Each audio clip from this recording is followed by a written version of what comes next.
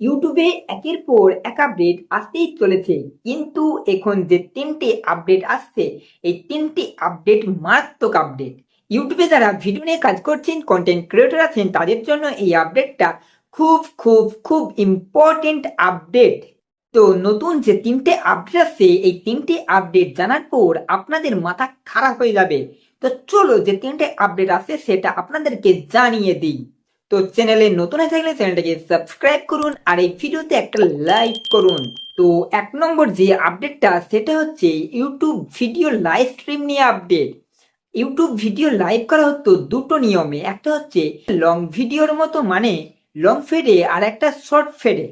তো আমরা যদি লং ফেডে লাইভটা করতাম তাহলে আমাদের লাইভটা শুধুমাত্র লং ফেডেই দেখানো হতো, শর্ট ফেডে আর দেখানো হতো না। আর যদি শর্ট ফেডে লাইভটা করতাম তাহলে শর্ট ফেডেই দেখানো হতো, লং ফেডে দেখানো হতো না।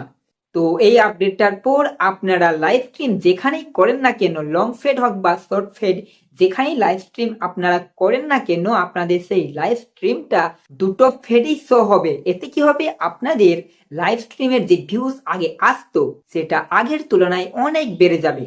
আর দুই নম্বর যে আপডেটটা সেটা হলো ইউটিউব ভিডিওর সুপার রেজলিউশন মানে ভিডিওর কোয়ালিটি নিয়ে আপডেট। আপনাদের ভিডিওর কোয়ালিটি যদি নর্মাল হয়ে থাকে, যদি 360 240 যদি হয়ে থাকে, সেই সব কোয়ালিটিগুলো ইউটিউব যে এআই সিস্টেম অটোমেটিকভাবে ওই ভিডিওর কোয়ালিটি হাই করে দেবে, মানে হাই কোয়ালিটিতে দেখানো হবে। তারা যদি নর্মাল কোয়ালিটির ভিডিও আপলোড করি তাহলে সেই ভিডিও কিন্তু হাই কোয়ালিটি দেখানো হবে। ইউটিউবের যে এআই সিস্টেম, এই এআই সিস্টেম অটোমেটিক ভাবে ভিডিওর কোয়ালিটি বাড়িয়ে দেবে। আর তিন নম্বর আপডেটটা হলো ভিডিওর থাম্বনেল নিয়ে।